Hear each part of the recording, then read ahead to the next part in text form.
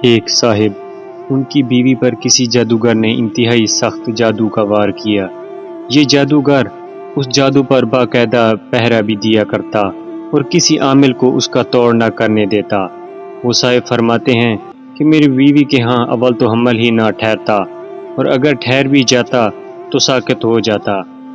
اگر کسی طریقے سے 9 ماہ پورے ہوتے تو بچے کی پیدائش مردہ حالت میں ہوتی۔ ان صاحب کے بارے میں پڑھا ہے کہ یہ صاحب انتہائی با کردار اور 5 وقت کے نمازی تھے، اور بچوں کو مسجد میں قرآن بھی پڑھایا کرتے تھے۔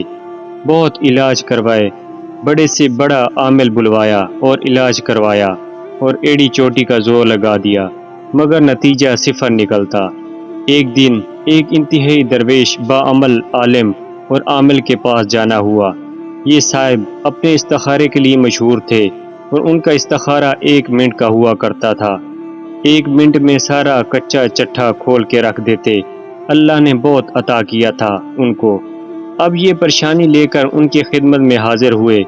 مولوی صاحب نے بتایا کہ یہ کسی عام زور آور جادوگر کا وار نہیں، بلکہ یہ تو کسی خبیث العین جادو کی دنیا کا انتہائی غلیظ اور ماہر جادوگر کا وار ہے، اور یہ میرے بس سے باہر ہے۔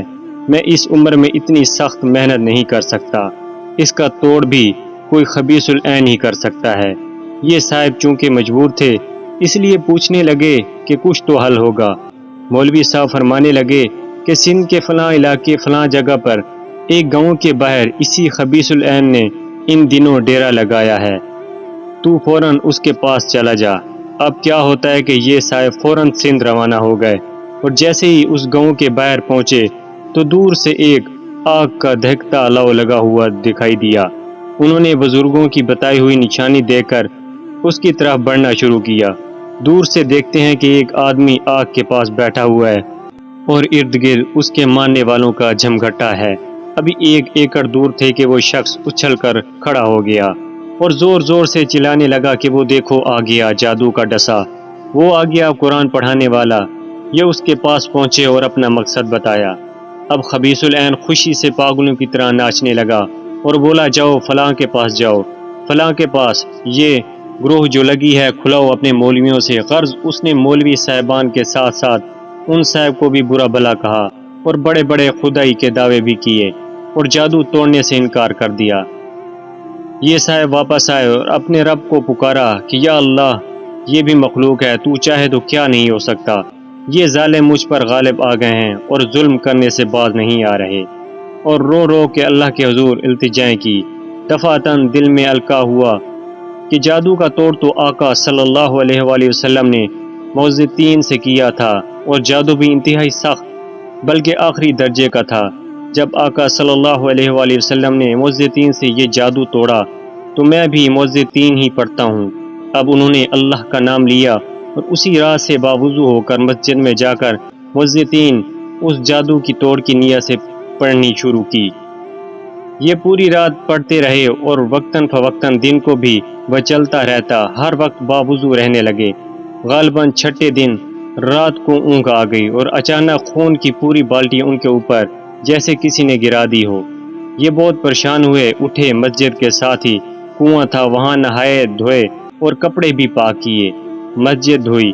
اب سوچا بیوی کی بھی خبر لوں۔ گھر پہنچے تو وہاں بھی یہی حال تھا، اور بیوی انتہائی پریشان تھی۔ بیوی کو دلاسا دیا اور فرمانے لگے کہ بھلی ماس، اب کچھ ہلچل ہو گئی ہے، انشاءاللہ اب کام بن جائے گا۔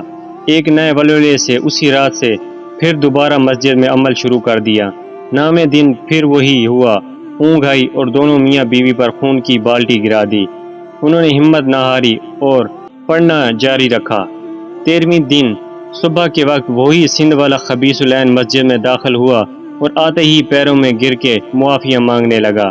ان صاحب نے اسے بولا کہ تو مجھ سے کیوں معافیاں مانگ رہا ہے؟ کہنے لگا کہ اللہ کے واسطے مجھے معاف کر دیجئے، پھر بتاؤں گا۔ انہوں نے معاف کر دیا اور وجہ پوچھی۔ کہنے لگا کہ آپ میاں بیوی پر جادو میں نے کیا تھا۔ جب آپ مسجد میں عمل کرنے بیٹھے تو میں بھی آگ کے مقابلے پر بیٹھ گیا، اور روزانہ میرا کیا ہوا جادو مجھ پر ہی الٹا چلنے لگا، اور میرے موکل میرے دشمن ہو گئے۔ یہ صاحب فرمانے لگے کہ اگر یہ بات تو نے مجھے پہلے بتا دی ہوتی تو تجھے میں کبھی معاف نہ کرتا۔ بہرحال یہ جادوگر معافی مانگ کر اپنی جان بچا کر واپس سندھ لوٹ گیا، کیونکہ اگر وہ معافی نہ مانگتا تو جان سے ہاتھ دھو بیٹھتا۔ انہوں نے اللہ کا شکر ادا کیا مگر جادوگر کی صلح کا اعتبار بھی نہ کیا، اور 41 دن مسلسل عمل کرتے رہے۔